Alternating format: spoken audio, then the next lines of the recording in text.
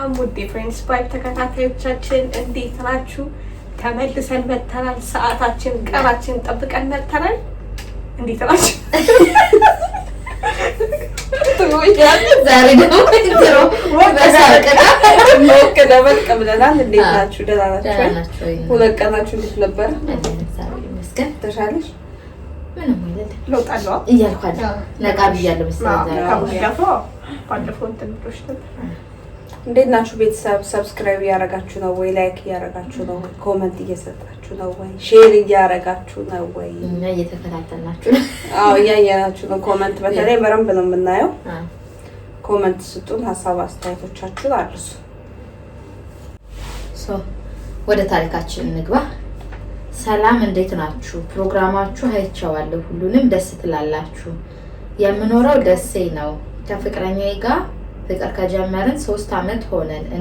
እድሜ 27 ነው፣ እሱ ደግሞ 29። በጣም ነው የምወደው፣ እሱም እንደዛው ይወደኛል። ግን ችግሩ ምን መሰላችሁ? የመርሳት ችግር ይሁን ወይስ ሊደብቀኝ ፈልጎ አላውቅም። እኔም እኮ እዚህ ቀጥሎ ዝም ያልኩ እንጂ ልስቅ ነበር። አላውቅም፣ ጠፋብኝ። ሊደብቀኝ ፈልጎ አላውቅም፣ ግራ ስለገባኝ ነው። የሆነ ነገር ተፈጥሮ ወይ ከድሮ ኤክሱ ጋር አውርቶ ብቻ ብዙ ነገር ወዲያው አይነግረኝም። እኔ ነገሩን ስደርስበት ነው የሚነግረኝ። እረስቼው ምናምን ይለኛል። ያወሩት እኮ ሜቢ ሰላምታ ነው፣ ግን እንዴት ሳይነግረኝ እያልኩ ያናድደኛል። ከዛም ይቅርታ ይለኛል፣ እንታረቃለን ወዲያው። ግን ይሄ ነገር ሲደጋገም እየሰለቸኝ መጣ። በቃ እንደዚህ አይነት ነገሮች በዙብኝ እና እየደበቀኝ ይመስላችኋል ወይስ ይረሳል? እንደዚህ አይነት ነገር እውነት ግራ ገባኝ እኮ። በቃ በጣም ባፈቅረው ግራ ገብቶኛል። በቃ ደስ ይላል። ይቅርታ እንዳይስኩባሉ ነው።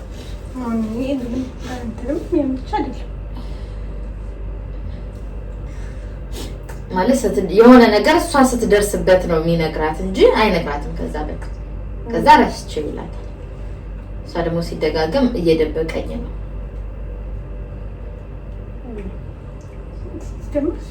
ደርስበት የሚነግራት ከሆነ እኮ እየነገራት አይደለም፣ እየደረሰችበት። ግን ደግሞ ሜቢ ዝም ብላ እሷም የተለየ ነገር እንትን ካላለች ዝም ብሎ ሰላምታ። አሁን ግን ሰላም እሱ ያን ያክል ቦታ ሳይሰጠው ቀርቶ ሊሆን ይችላል። እሱ ነው ምንም ለመፍረድ እና እሷ ደረስኩበት ያለችው ሰላምታውን ብቻ ደግሞ እንደዛ ሜቢ እኮ ሰላምታ ነው አለች እኮ። ገና ሊሆን ይችላል መጠርጠር። ስለዚህ ይሄ ለምን ለውሳኔ አይመችም። እሱ እንደዚህ እያደረገ ነው ወይ አንቺ ነሽ ለማለትም አይመችም። ሆነ ዲቴል ኢንፎርሜሽን የለውም፣ የተያዘ ነገርም የለውም፣ የተጨበጠ ምንም የለውም። እና ግን ረሳሁት ይለኛል። እየደበቀኝ ነው ወይስ የእውነት እየረሳ ነው ነው ጥያቄ። እንደ ሁኔታው ክብደት ይወሰናል። ግን አሁን ሰው ሰላም ያልሽው ሙሉት ነገር አሁን ሌላ ከበድ ነገር ያለ ካለ ኦኬ። ግን ሰላም ሰላም አልኳት ብሎ ይነግርሻል ማለት እሷ የደበራት ኤክሱ መሆኗ አይመስለኝም። ኤክሱን ሰላም ብሏት ሳይነግራት ሰላምታ ሳያካብቱ ቀርቶ ሊሆን ይችላል። ከኤክሱ ጋር ያላቸው ቀረቤታም ዲፔንድ ያደርጋል። አሁን ይቀራረቡ ይሆን ምን ይሆን? እኛ ግልጽ አድርገሽ አብራርተሽ የጻፍሽው ነገር የለም። በረም ጻፍ ይደለም ለሚቀጥለው ለመወሰን እንዲመቻው ምንም እያፈቀረሽ ደግሞ እንደዚህ እርግጠኛ ከሆንሽ ኖርማል ነገር ነው። ሰላምታ ሰው ሰላም ሊል ይችላል። የእግዚአብሔር ሰላምታ አይከለከልም። ሌላ ታሪክ ለኔሽ የምታነቢው? ላይክ፣ ሼር፣ ሰብስክራይብ ያደረጋችሁ ጋይስ ቤተሰቡን ሰላም እንዴት ናችሁ? ስሜ ዲ ነው ብላለች። 25 አመቴ ነው። የምኖረው አዲስ አበባ ሲሆን የምሰራው ደግሞ የግል ስራ ነው። አሁን የምነግራችሁ የፍቅር ታሪክ ከ8 አመት በፊት የነበረ ነው። 25 አመት ሆኖ ከ8 አመት በፊት ማለት ነው 17 ገና 12 የ12ኛ ክፍል ተማሪ እያለን ነበር። የ12 ዓመት ነበር እንዴ? ጭራሽ አይጨርስም ይታረቅ አንድ ልጅ ተማሪ እያለን ነበር የተዋወቅነው። እሱ በትምህርቱ ጎበዝ ስለነበር ለማትሪክስ እንዲዘጋጅ ያግዘን ነበር። እንደዛ እያለ ቅርበታችን ጨምሮ ወደ ፍቅር ተቀየረ። ማትሪክም ጥሩ ውጤት አምጥተን ወደ ዩኒቨርሲቲ ገባን። ግን የተለያየ ዩኒቨርሲቲ ነበር የደረሰን። በተቻለ መጠን ግን ለመገናኘት እንሞክር ነበር። ከጊዜ በኋላ ግን እሱ ላይ የባህሪ ለውጥ ማየት ጀመርኩ። ስልክ ብዙ አይደውልም፣ ለመገናኘትም ብዙ ጥረት አያደርግም ምናምን። እኔ ግን በተቻለኝ መጠን ከማገኛት የተማሪ ብር ላይ ሴቭ እያደረኩ እረፍት ሳገኝ እሱ ጋር መሄድን ቀጠልኩ። እሱ ግን እያባሰበት መጣ። ጭራሽ መነጫነጭ፣ መጨቃጨቅ አበዛ። በእንደዚህ ሁኔታ ትንሽ እንደቆየንም ተለያየን። እሱ ጊዜ ለእኔ በጣም ከባድ ጊዜ ነበር። ብቻ የማያልፍ ነገር የለም። እሱ ጊዜም አለፈ። ትምህርቴንም ጨርሼ ተመረቅኩ። ወደ አዲስ አበባ መጥቼ የግል ስራ መስራት ጀመርኩ። በዚህ መሀል አንድ ሰው ተዋወቅኩ። በጣም መልካም ሰው ነው። መቼስ ሰው ይወደኛል ተብሎ መናገር ባይቻልም ስለ እሱ ግን በጣም እርግጠኛ ሆኜ ከልቡ እንደሚያፈቅረኝ እመሰክራለሁ።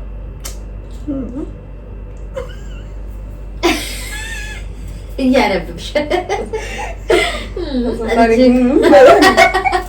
መጨረሻ እንደ አዲስ ፍቅርን አሳየኝ። እሱ ጋር ሲሆን እንደ ህፃን ነው የሚያደርገኝ። መቼ ነው የሚያስገዳልከው እየተባለ ብቻ አንድ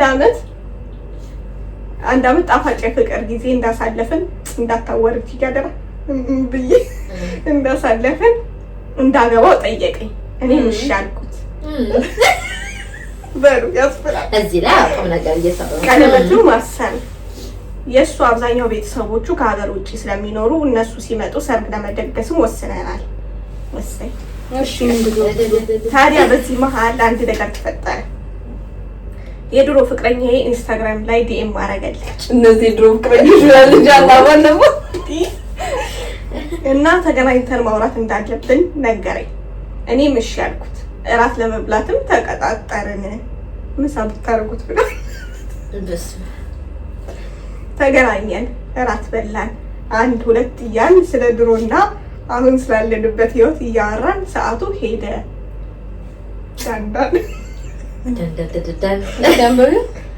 ምሽቱ በዛም አላበቃም፣ እስከ ጠዋት ቀጠለ እያወሩ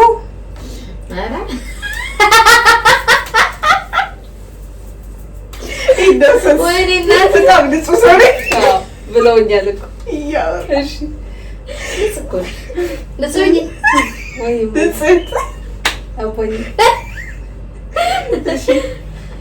ጠዋት ላይ ስነሳም ባረኩት ነገር ደስተኛ ነበር።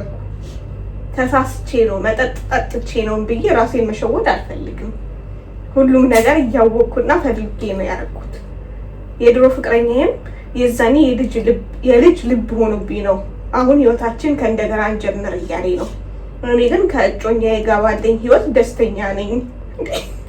በዛ ላይ ለሰጠኝ ብዙ ፍቅርና እንክብካቤ አሁን ተለይቼው ልቡን ልሰብረው አልፈልግም። ደግሞ እንደዚህ አይነት ከባድ ነገር ሰርቼ ከእሱ ጋር መቀጠል ደግሞ ከበደኝ። እስቲ የእናንተን ሀሳብ ደግሞ ንገሩኝ። እሷ ሀሳቧን ታሳውቀን እንጂ መጀመሪያ ሁለት ሰው ወዳ እንዴት ነው የምንነግራት እኛ? እንዴ ቁርጥ ያለው ነገር ትንገረን። በዚህ ሳምንት ደግሞ በጣም የሴቶች ግፍ በዛ። አይናውጥ እንዴ ግን የሴቶች ደግሞ ደስ የሚለው ነገር ራሳቸው ናቸው እናዘዙት።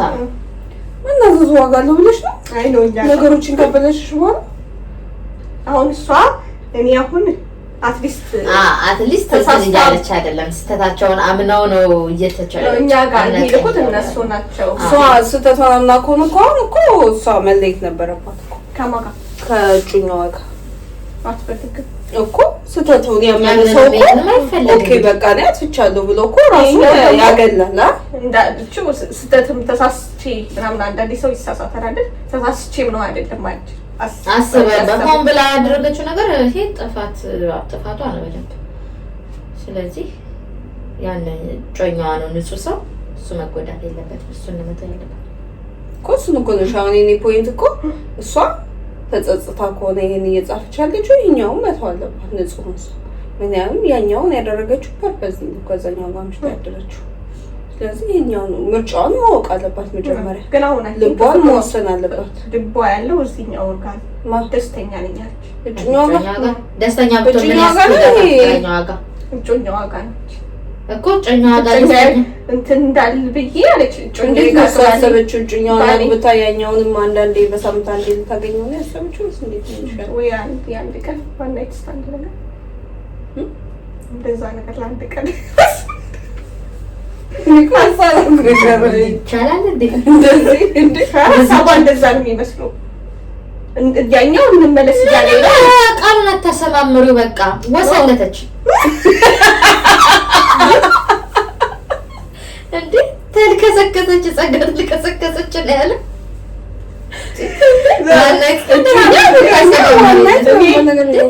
አባባሌ እዚያኛው እንመለስ እያለ ነው የእሷ አቋም እኮ ነው ክሌር እያልኩ እንጂ ትክክል ነች እያልኩ እኮ አይደለም። እሷ እያለች ያለችው እንመለስ እያላት ነው ያኛው። የዛኔ ልጅ ስለነበርኩ ነው። አሁን ግን በቃ ትልቅ ሰዎች ነን ከእንደገና እንጀምር ፍቅር እያለኝ ነው አለች። ግን እሷ አትፈልግም። ከዚህኛው ጋር ደስተኛ ነኝ።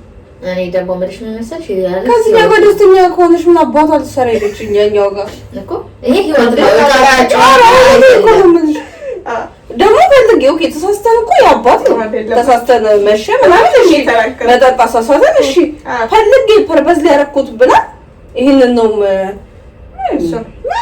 ይሄኛው ሰውዬ አሁን አትሊስት እንኳን ተሳስተሽ ቢሆን የሆነ በስተት ያረግሽው ምናምን ነገር ቢሆን በቃ ነገሮችን አስተካክለሽ ከዚህኛው ጋር ቀጥይ ምናምን እንብላት ነበር። ግን አሁን እነዚህ አይነት ብትቀጥይ ራሱ እንደዚህ አይነት ነገሮች ድጋሚ ያለመፈጠራቸውም እርግጠኛ መሆን አይቻልም። ይሄ ሲቀጥል ይሄ ቀልድ አይደለም፣ ህይወት ነው። የልጅነት ህይወትም ከሆነ ያን ልጅነት ይዟቸው ከሆነ እዚህ ጋር ሌላ ታሪክ ተጀምሯል። ይሄኛውም እኮ ቁም ነገር ብሎ ነው ከሷ ጋር ትዳር ለመሰረት እያሰበ ስለዚህ ቤተሰቡ አሁን ሲሪየስ ላይፍ ጀምረዋል። ላይፋን መምራት ድሮ በልጅነታችን የልጅነት እንትን ነው ምናምን እንቀጥለው። ይሄ አይሰራም። እንደዚህ አይነት ወሬ በልጅነቱ የጨረሰው አልቋል። እዛ ጋር አዲስ ምዕራፍ ተከፍቷል። እዚህም ጋር የሰው ህይወት ነው ያለው።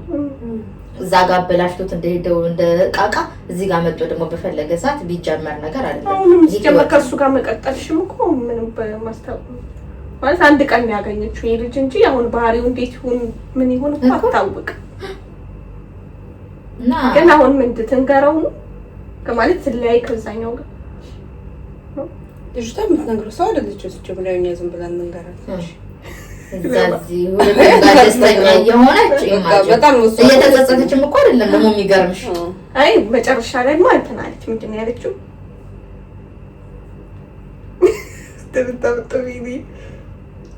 ደግሞ እንደዚህ አይነት ከባድ ነገር ሰርቼ ከሱ ጋር መቀጠል ደግሞ ከበደኝ አለች።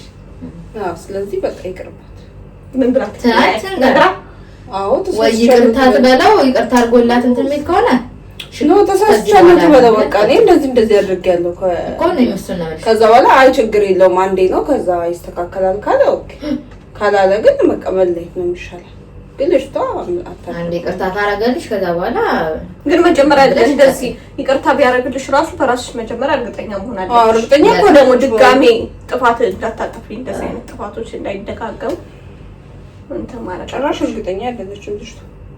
ከባድ ነው። እንዲሁ ስትጫወቱ እንዳመሻችሁ በዛው ቁርስ በልተን እንለያያለን ብላችሁ በዛው እንዴ እንደቀል አይገርምሽ? እኛ ደግሞ እያወራችሁ መስሎኝ እኛም ደግሞ ይሆናል እኮ ግን ምን ይፈጽታታል ማውራቷ።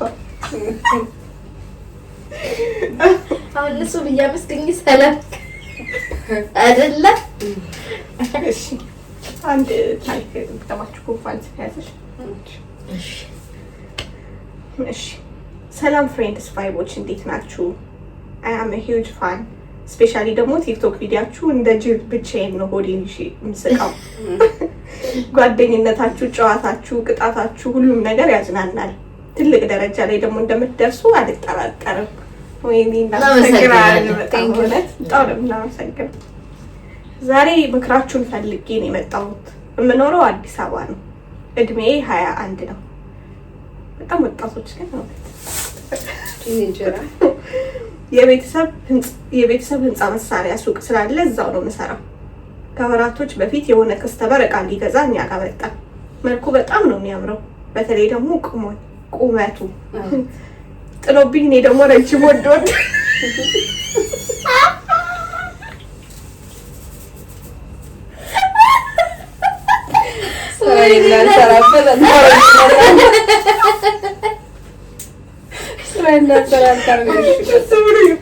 እኛ ሌላ ነገር አስታውሰናል። እሺ ቁመቱ ደገምሽ ጥሎብኝ። እኔ ደግሞ ረጅም ወንድ ወዳል። እውነቷን አጭር እናደርጋለን ጎረቤታችን። ወይኔ እናቴ አስተናገድኩት እና የሚያስፈልገውን ዕቃ ገዝቶ ሄደ። በሶስተኛ ቀን ደግሞ ተመልሶ መጣ እና ገዝቶ አስጭነን ዕቃውን እንድንልከው ነገረን። አስጭነንም ላክንለት። ሁሉ ጊዜ ለስራ ጉዳይ የምንጠቀምበት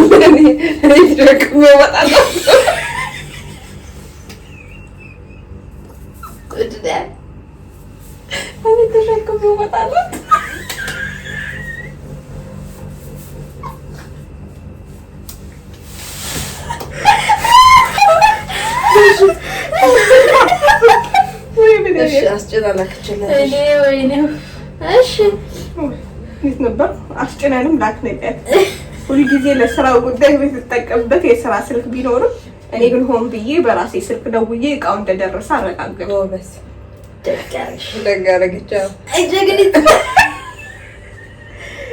ሰራተኞቹ አውቀውብኛል መሰለኝ። ከዛ በኋላ እሱ ሲመጣ እኔን ነው የሚጠሩኝ። ብቻ ዋን ሊቱ አናዘር በስልክም ማውራት ሻይ ቡና ማለትም ጀመረ። የውጭ ውበቱ ብቻ ሳይሆን የውስጥ ውበቱም ልዩ ነው። ሁሉን ጸባዩ ሁሉን አሟልቶ የሰጠው። እኔም በፍቅር ለመክነፍ ጊዜ አልወሰደብኝም። ገና የመጀመሪያ ቀን በስልክ ያወራን ቀን ነው ለሰርጌ የምለብሰውን ቬሎ በህሊና ይሄ ቶፋሪ ብቻ 3-4 ከተገናኘን በኋላ ግን የሆነ ነገር ሊነግረኝ ይሄ ግን እኮ ነው አሁን ችግር እያመጣ የሆነ ነገር እንዲነግረኝ እንደሚፈልግ ነገረኝ።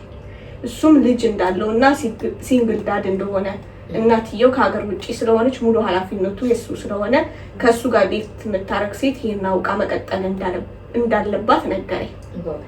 ጭራሽ ይሆናል ብዬ ያላሰብኩት ነገር ስለነበር ደነገጡ። እሱም ስለዚህ ጉዳይ አሁን መልስ እንድትሰጪኝ አልፈልግም አስቢበት አለኝ። እኔም ለትንሽ ቀናቶች አሰብኩበትና እንደነገርኳቸው የያዘኝ ፍቅር አይደለም ልጅ ሚስት አለኝ ቢልብኝ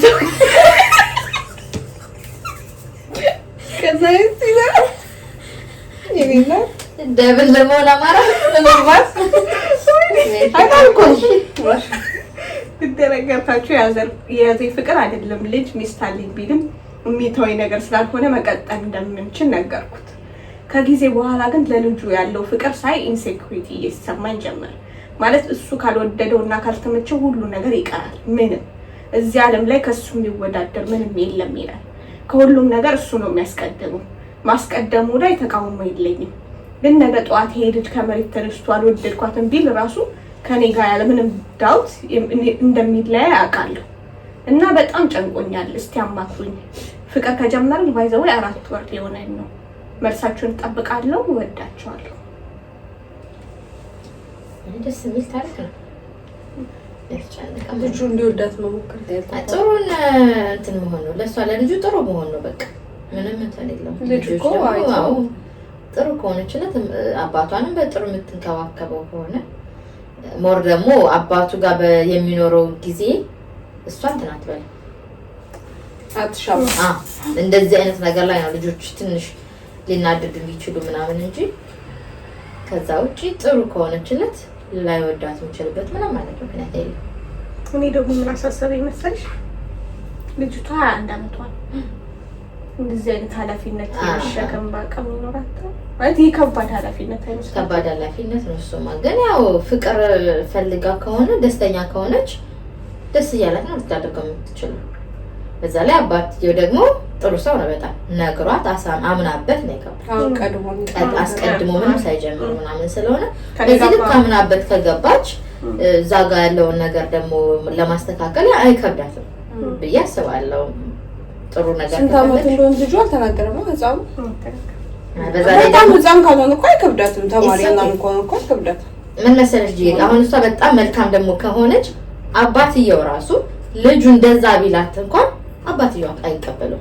ምክንያቱም የሷን ጦርነት ያልገባሽ ህፃን ልጅ አይደለም አባትየው። ልጁ የፈለገ ቢወደው ልጁ አልወደደ ከመሬት ተነስቶ አልወደድኩትም ስላለት ብቻ ሪዝን ሳያገኝ ወይም ሳያይባት ምንም ነገር እሱ ሊፈታት አይችልም ወይ ሊያስማማቸው ሊሞክር ይችላል። ልጅሽ ያልሆነ ነገር እኮ ይገንብሻል። ታውቂያለሽ አይደል? አሁን ልጅሽ የሆነ ነገር አጥፍቶ እንደፈለግሽ አድርገሽ ብትቀጪውና ልጅሽ ያልሆነ ልጅ ግን አጥፍቶ የሆነ ብትቆጪው ራሱ ልጅሽ ነው የሚባል እናቱ ስላልሆነች ብሎ ያስባል። እና የሆነ እድሜ የሆነ ማለት እድሜ ማቹሪቲ አይገልጽም አክቹሊ። ግን አንዳንዴ ደግሞ በእድሜ ስትሄጂ የምታመጫቸው እንትኖች አሉ። ማቹሪቲ እየሆንሽ በእድሜ የምታገኛቸው ናቹራሊ አሉና እነዚህ አይነት ነገሮች ለመቀበል እሷ ሲጀመር በቃ አንተ ነች ወይ ዝግጁ ናቸው ወይ? ግን ይከብዳል። ኖርማል እንትን እንደምትኖረው አይደለም የምትኖረው። ገባሽ? አንድ ሰው ብቻ አይደለም ወደ ህይወቷ የምታስገባው፣ ሁለት ሰው ነው የምታስገባው። ስለዚህ እሱ ይከብዳል። አባትየው ደግሞ ልጁ በጣም እንትን ምንም እንትን አይደለም ይቀራል ታውቋም ነው ያለው። ስለዚህ ለእሷ ይከብዳታል።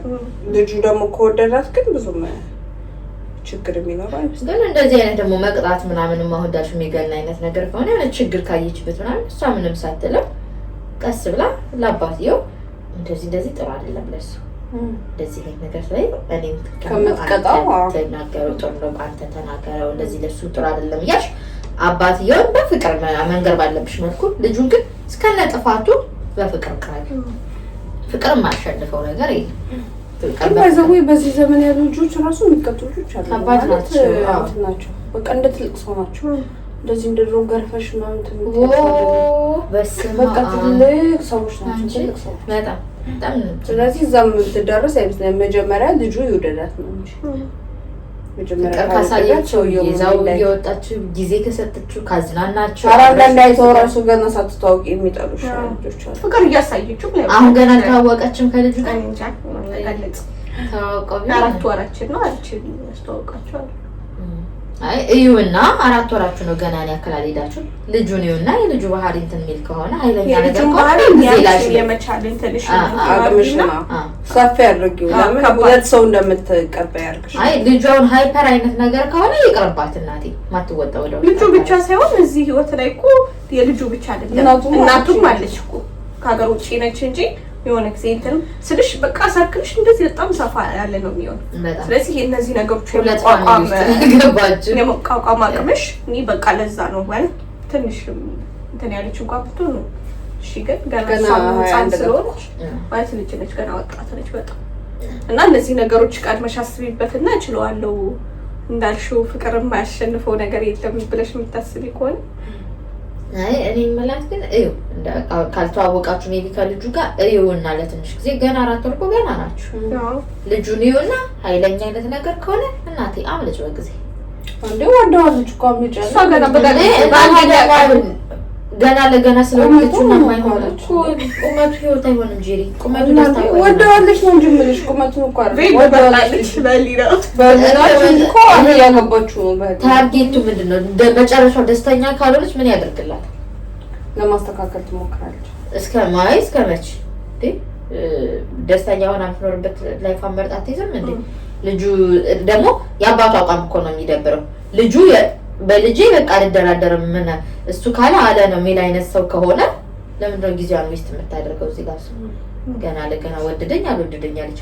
አትሊስት አባትዬ እሷ ጥሩ ሆና አባቱ ግራና ቀኙ ላይ የሚያመዛዝን ቢሆን ኦኬ። ግን እሱ ካላለ ነው የሚል አይነት ከሆነ አይ ምናልባት እሱ ካላለ አባባሉ በቃ እሱ ያልወደደው ነገር በቃ ሊብሮ የፈለገው ቢወድም ያለ እኮ ነው። ይሄ ማለት ነው እንደዛ ነው እኮ አብዛኛው ወላጅ እንትን አይ የፈለገ ቢሆን በዚህ ልክ ለልጆች እኮ ልጆችና የትልቅ ሰዎች ውሳኔ እኮ አንድ አይደለም። ሁሉም በየሌቭሉ ነው። እኔ ማን ልጅ ካልወደደች አላገባም እንደምን ገብቶሻል እምልሽ አሁን አንቺ ኦኬ አዎ ባገኛውን እኔ እሷ ካልወደደች አላገባም። እንደዛ ከሆነ ደግሞ መጀመሪያ ነው ማስታወቅ ያለብሽ ብዙም ሳትከፍ እምልሽ የብዙ ሰዎች አቋም ነው አሁን ላይ እንደዚህ አቋም ገባኝ። አሁን እሷ እኮ ልጅ እኮ ሲጀመር አይጠየቅም። ደግሞ ኖርማሊ ታገቢች ምንም ይሄ ጥያቄ ራሴ ቀጥታ ታገቢ ልጁም ድሮ እንትና ልጆችም ድሮ ብዙ እንትና ያው ልጆች ግን በጣም ብልጦች አሁን ምንድሽ አግብተሽ ምናምን እሺ ተጋባችሁ ተባለ በጣም መልካም በቃ በጣም መልካም የሆነ ሰው ልጅሽ ያለ ምንም ሪዝን በቃ አልወደደችም ተብሎ ወይ ልጅሽን ለማሳመን አትሞክሪ? ትሞክሪያለሽ ማሳመን ሞካው አሁን እኮ አንዴ አይታ አልወደደችም ብለሽ እኮ በቃ ሄድ እኮ አትይው ትሞክሪያለሽ እኮ ለማሳመን ማለት ነው። ልጅሽ በቃ ካልሽ ለምን ትዘንብሽ ይወል ወሳደግሽ መተው እኔም እኮ ስለምልሽ አሁን እሷ እንዳንቺ ነው የምልሽ ለማመዛዘን ወይም የሞክር አይነት ሰው ከሆነ ልጅ ነው የማይቀየርበት እንትን የለም።